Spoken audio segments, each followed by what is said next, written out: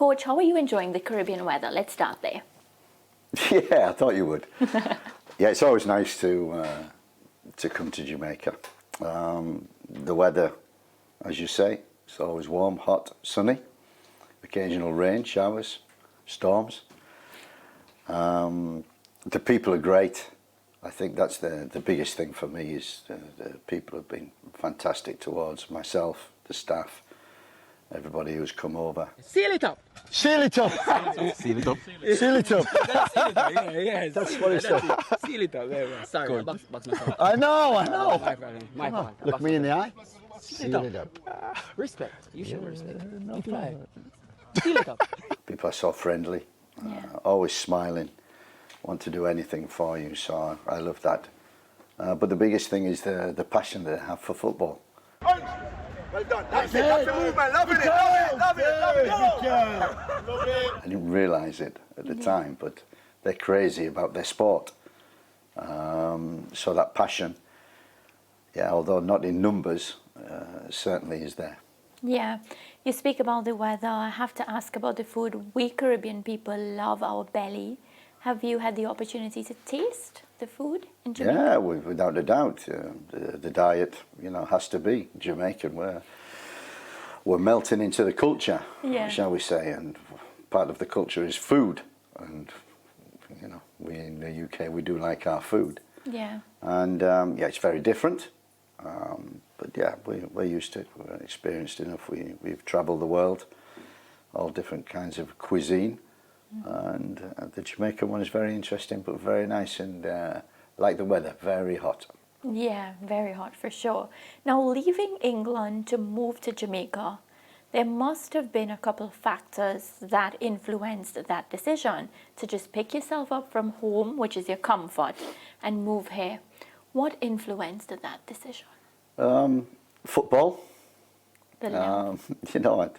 As I said, it's been documented that I worked with FIFA for 3 years on a project about world football, and Jamaica was a part of it as one of the countries that I had to analyse. I thought, wow, what an island with potential. Not just players on the island, but players off, players playing in MLS, players playing in the UK, and top players. You can get them all together and make a good team. I said that 3 years ago, and here I am 3 years later, kind of living it now. Our Father, who art in heaven, hallowed be thy name. Thy kingdom come, thy will be done, on earth as it is in heaven. I knew there were many aspects to this job that would at my stage in my career excite me, and that's why I came, and that's why it has its ups and downs, certainly has its challenges, but in terms of, I'm a learner. I like to learn, I like to experience.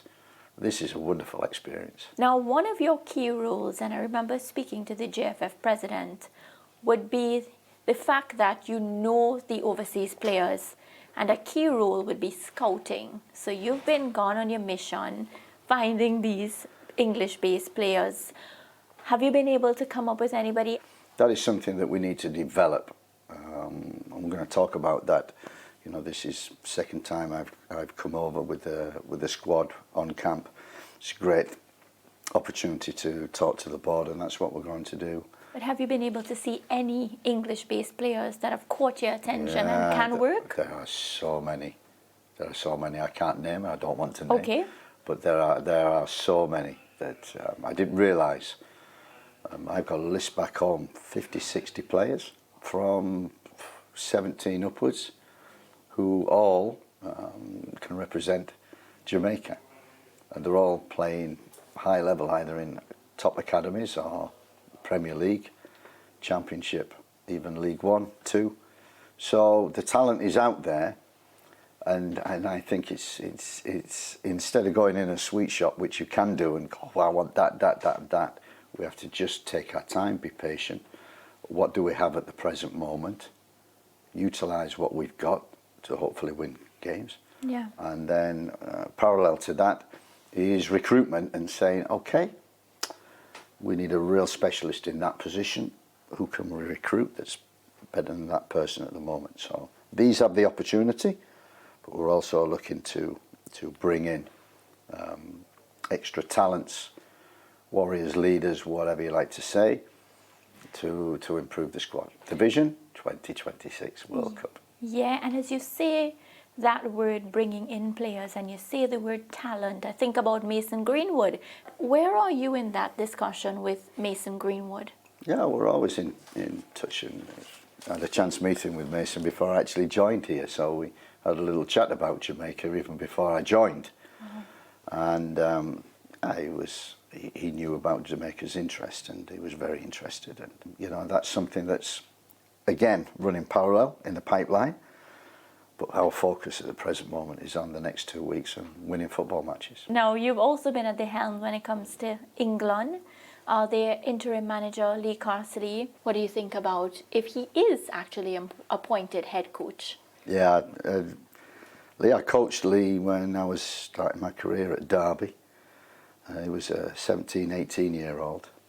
And what he's done in the game, what he's done with his talent, what he's done through sheer hard work and total focus, I think is remarkable. He's gone from, you know, someone who maybe was just an average player in the Derby County Academy, 17, 18, to moving to Everton Premier League player, taking into his coaching, and he's kind of that modern coach, you know, real empathy about him. He's a real nice guy, and yeah, he's done well at every level he's gone. Whether he's gone in as interim manager, I remember at Brentford and playing against him and doing so well, and working for the FA. And it's a special kind of job, international football. It's a special kind of job, and it's like Gareth.